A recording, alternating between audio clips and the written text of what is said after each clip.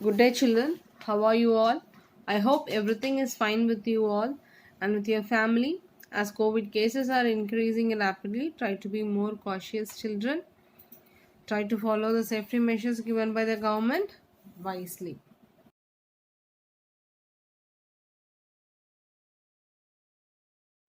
Today, let's discuss few scientific health facts about water. We all know water is very essential for all living organisms as it regulates body temperature, protects organs and tissues, it keeps moisture in your tissues like mouth, eyes and nose, your joints. If you want to bend your knees and fingers properly, it should be your joint should be lubricated. For that also water is responsible for that. It prevents from constipation, that it helps in digestion, and it prevents and dissolve in minerals and other nutrients to make them accessible to the body, and it is the one which carries nutrients and oxygen to cells, and it also lessens the burden of the kidney and liver by flushing the waste product. So water is very essential for us. So early morning after a bed, if you drink a cup of water, the glass of water, it actually purifies your blood. Okay, so at least 3 liters of water should be taken to keep your body healthy. So our lesson name is Nutrition and Plants. This is the third session on this lesson. We have seen few topics on this chapter. Now let's see a very important topic, that is a continuation of your second session about heterotrophic nutrition. Let's see a quick go through on the topics which were covered in the last two videos. Initially, we have seen about the definition of a nutrition and nutrients and its types of the nutrition. We have seen in that first we have seen autotrophic nutrition, in which we have discussed about photosynthesis and site and raw materials needed for the photosynthesis, gaseous exchanges happening in the leaves and necessary conditions and the reactions involved in the photosynthesis. This and all we have seen in the first video, and in the second video it is thing we have discussed about heterotrophic nutrition, that is the second mode of nutrition for nutrition and plants. And here we have discussed about four different types of heterotrophic nutrition. In that we have seen parasitic plants and parasitic mode of nutrition and saprophytic mode of nutrition.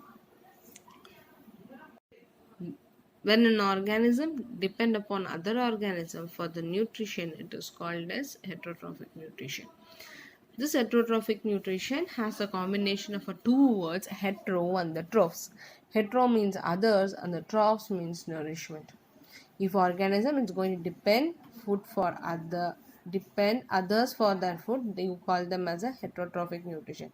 These heterotrophic nutrition is possible in animals and also for plants. As I discussed earlier in the last session, humans also falls under the heterotrophic nutrition. So we are all are heterotrophs. As we are discussing about heterotrophic mode of nutrition, heterotrophic mode of nutrition is divided into four types: parasitic plant, saprophytic plant, insectivorous plant, and symbiotic plants. So parasitic is the one that partially or completely depend on other plants, that is a host for the nutrition, and they even kill the host or causes damage to the host. That is about parasitic plant. Next one is saprophytic plants. Saprophytic is the one that obtain its nutrients from dead and decaying plants and animal matters. So it is a rotting plant. Okay, now let us go into the third type of heterotrophic nutrition, that is insectivorous plant. So sometimes these insectivorous plants can also be called as a carnivorous in nature. You know what is carnivorous? Carnivorous I usually used to say it is like flesh eating animals, right? What is about herbivorous? Just recall, children. Now let's see what is insectivorous plants. These plants are the one that derive some or most of the nutrient by trapping and consuming animals, mainly insects. These plants mostly grow in places where the soil is deficient in certain nutrients, especially nitrogen. Hence, these plants need to obtain the required nutrient from other sources. Now let's see what are the adaptations are being seen in the insectivorous plants. So as we see that insectivorous plants are depend upon the nutrients for other sources by consuming animals that we have seen because they are lack in nitrogen. So let's see what are the adaptations it is being seen in the plant. First, they have a modified leaves which evolved to trap insects, and they do secrete enzymes as a digestive enzymes, like how in animals, all animals, there will be a digestive enzymes. Secretion of digestive enzyme is seen in animals in intestine and stomach. So the same kind of a digestive enzyme is being secreted in plants because as they're going to feed on animal insects, so that should be digested. So for digesting insects, they have a digestive enzymes. Okay, as the digestion completes, it is being absorbed by the modified leaves, and the nutrient is being supplied to all other parts. Okay, and it is a very interesting fact about insectivorous plants. These plants are very beautiful in nature, and they have a very attractive colors, and even sometimes they do have a very good fragrance. These all to trap the insects. So now let's see various types of insectivorous plants. Can you look into the picture? See, children, the picture, there are two images are given. It is a picture of a Venus flytrap. It is a kind of insectivorous plants. The Venus flytrap has a leaves modified to trap insects. Okay, the inner surface of the leaves have a short stiff air. When an insect touches this air, the leaves shut in less than a second. They are very fast. The insect is then trapped and digested. Okay, so the insects you can even see in the picture, there is a small insect which is got trapped into the leaves. They wait for the insect to sit on it. As it sits, the sticky hairs which hold the insect tightly, so the insect cannot escape from the leaf. So here, so when the insect struggle to move out, the two lids, actually you can see there are two lids like a cap kind of a thing that closes. The first picture you can see how the lids are being closed. So they just close it, then the digestive enzyme secretes, and the insect get digested, and the nutrition is being utilized by the plant for their growth.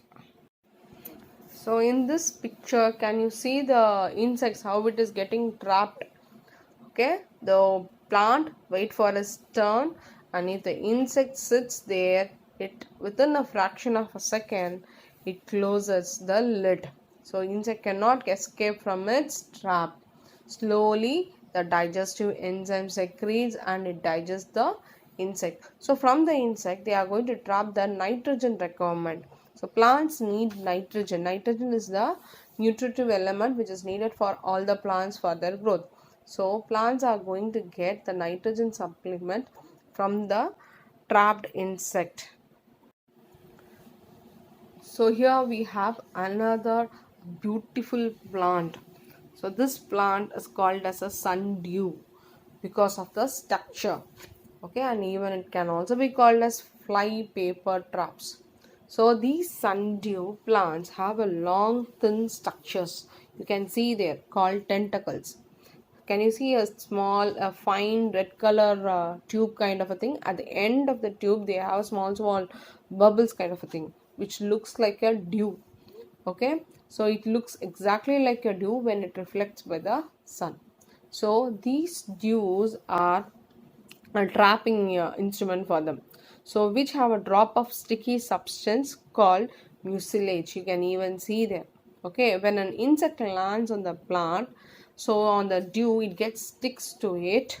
Okay, so when it gets stuck in the mucilage and is unable to escape, you can see how the insect is trying to escape, but it is slowly getting closed by the plant. Okay, so when an insect lands on the plant, it sticks to it. After a while, the plant will curl around it and digest. Can you see that? It is a long slender tube which is very narrow. Once the insect sit on it, it slowly curls down. So children, can you see in the picture that the insect is being sitting on the tubes, that is a sundew. It is being attracted by the nectar and smell and the color of the plant. As it sits on it, it wait for a turn again. So it secretes that enzyme, the sticky enzyme mucilage on the dews. Then the insect cannot move its body. Now the plant slowly curls down. It's wrap the body of the insect, and the insect here gets digested, and the nutrient supplement is taken from the insect, and the plant grow well. Yes, this is another beautiful plant. Yes, yes, just look at its structure. It is very beautiful, isn't it? It attracts all of us. Then what about the insect, poor insects? So pitcher plants attracts insects by the bright color within their leaves and their rich sugar secretion. So they are known for the secretion of the nectar. So insect get trapped for the nectars also. Once insects slide into the cavity of the leaves, which is filled with the water and digestive enzyme, that's all, they are trapped. The lid like structure close upon it. So there in the bag like structure, the insects get digested and the nutrients being absorbed by the plants. Okay, so the leaf of the pitcher plants is modified to form a tubular pitcher like structure. It is actually the leaf. The inside of the pitcher is lined with downward pointing hairs. The hairs which is present inside the bag like are pointed towards the downwards, so that the insect can slide slowly and very easily into the bag like structure. Okay, and that do not allow any trapped insect to climb up and escape. So just imagine the creation of a god. The fluid at the bottom of the picture contains a digested juices that digest the trapped insects. Okay, so this is very a unique structure by our god. So in this picture, you can see the structures and the parts of the pitcher plant. And the picture which is on the side, you can see how the insect is being trapped. So the structure of the pitcher plant has an inner wall, a dendril which is attached to the main plant, and the pitcher body is filled with a digestive fluid and water. And the lid is also given, the lid base is given. That part you can call it as a neck, and the lid kind of a thing, the covering the edge, you call it as peristome. So next type of insectivorous plant is bladderwort plant. It has a unique structure to which it traps the insect. So here the structure has a bladder kind of thing, a pear shaped bladder structure. Okay, this bladder structure acts like a vacuum.